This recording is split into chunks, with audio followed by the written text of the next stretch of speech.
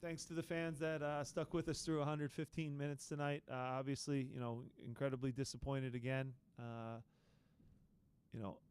In some ways, I'm a big believer that you make your own luck. And we've kind of, for whatever reason, shot ourselves in the foot quite a bit in the recent games. Have played from behind quite a bit, have had to chase games, put a lot into them, and have been punished.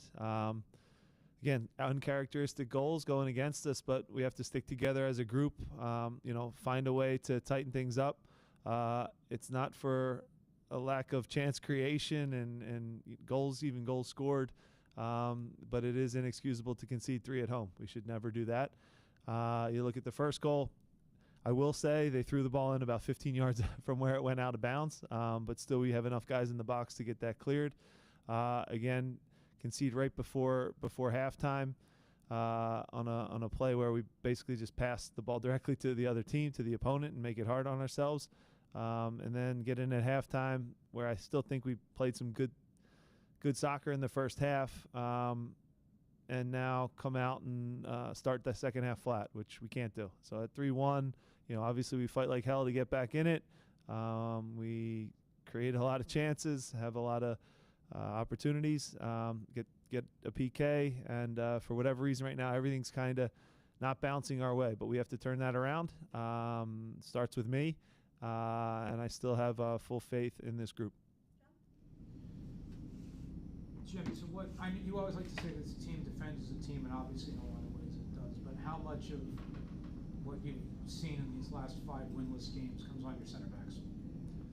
I don't point blame at any one person or one group or one line. It's not the goalkeeper, it's not the defenders, it's not the midfielders, it's not the strikers, it's the whole team. What you can say, Jonathan, if you look big picture, we score enough. We're scoring enough. We're creating enough chances. But the way we concede right now, everything that's on goal goes in the net. And part of that is,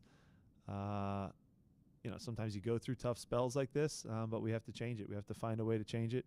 I think that, if you step back and you look at the game and watch it objectively, I know we all want to win. Everybody in that locker room wants to win every game.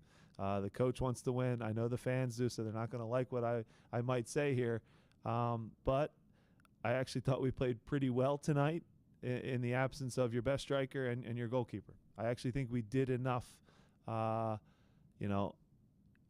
on the field. That's, it's not a perfect game from us by any stretch because we didn't win, but I think that the guys kind of look at each other again and go, we actually did some really good things, but we concede so easily, it just gets thrown out the window, and it feels like a wasted performance. And you could go back to Salt Lake. You could go back, obviously, the first half against Seattle, terrible.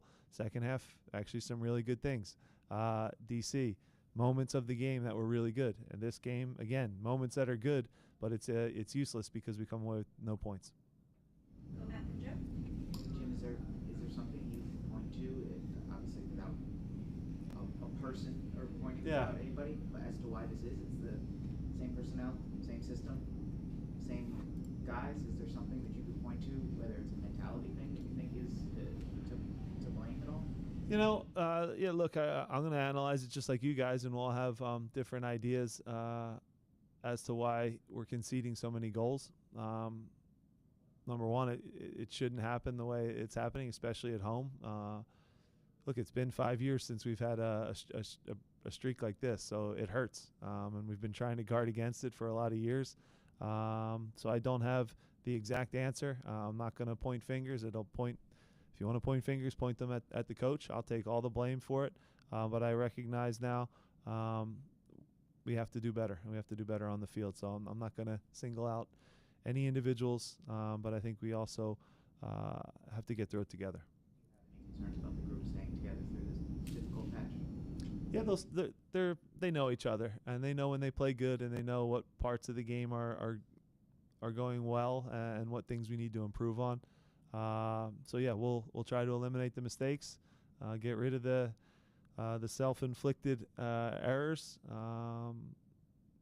and things run in streaks in this league. It hurts right now.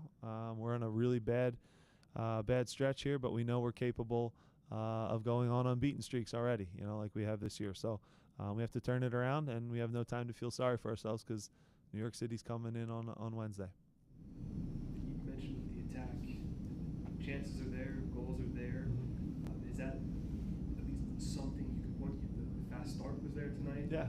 I know it's hard to find any positives because of these mistakes, but can you at least go in and say, look, we're doing the right thing in attack, and maybe one game could have tipped the balance in your direction from the luck perspective? Sure. Look, I think that, if you go through tonight, Mikel had a really good performance. I thought he did a good job. So there's still positives out there. Quinny's been good for us. He's been really solid. I thought he had a great game tonight. Jack McGlynn's been excellent. So again, you go through the guys, and we have guys having good performances, but we haven't played a complete game, and that's what's most frustrating. I'm not asking for the perfect game, and that's what I said all week this week. I don't ask too much of the guys. I know the perfect game in soccer doesn't really exist, right? But I do know that they're capable of a complete game, a complete 90 minutes. And right now, we let ourselves down for the key moments in front of goal. And that's uncharacteristic of us because it's literally the only thing we've done good over the last 5 years. We've been a team that has fought for everything, been hard to play against, didn't make mistakes. And right now, maybe it's contagious, but we make a lot of silly mistakes, and that's just not my opinion. I mean, you can go to whatever you like, expected goals, whatever you want to choose, data, the eyeballs, my opinion, your opinion. The mistakes we're making right now aren't what has made us a good team over the last few years, so we have to fix it. Chasing the game part, how do you balance knowing that Mikel's playing well, Quinn's playing well, but also knowing maybe a fresh player or two would help in that moment? How do you balance that with the game situation?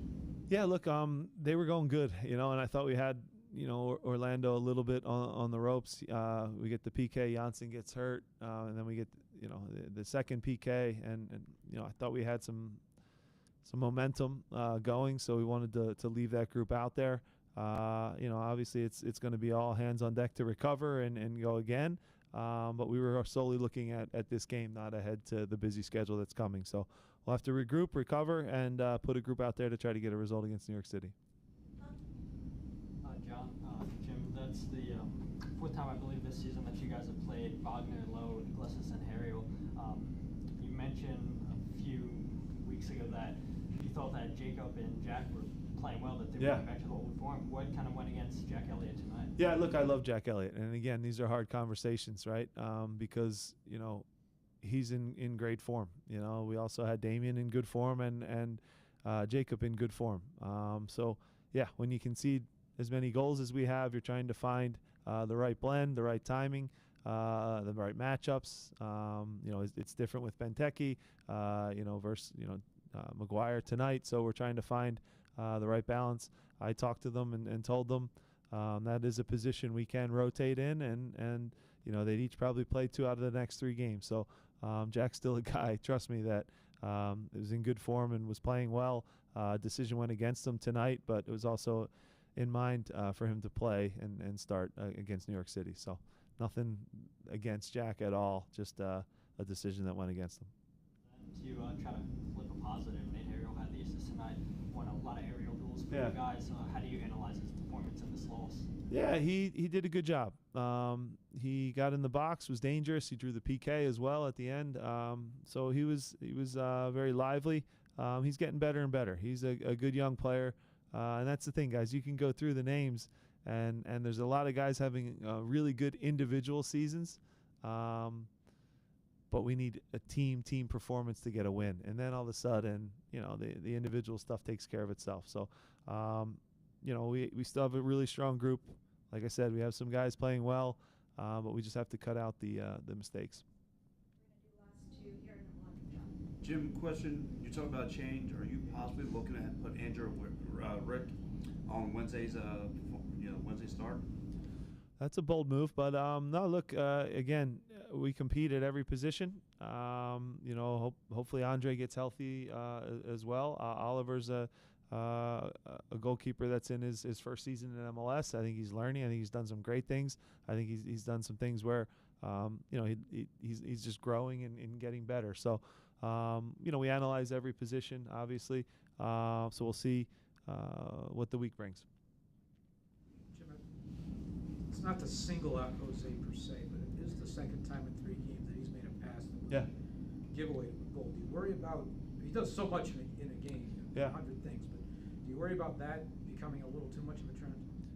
Yeah, that's kind of a microcosm of where we are as a team, and that's probably why we're a 500 team, and that for us now is not acceptable, right? We're 500, and Jose's game tonight, I thought he actually started the game really, really well. Was lively, was winning balls, looked like himself, and then had the possible handball go against him, so maybe that's on his mind. And if you remember, he turned the next ball that came to him, that's when he turned the ball over, and we got punished for it. So that hurts. So it's a mistake, but we have to have short-term memory and move on. So again, guys, nobody's happy, nobody's satisfied. So trust me when I say there's some things that are positive happening.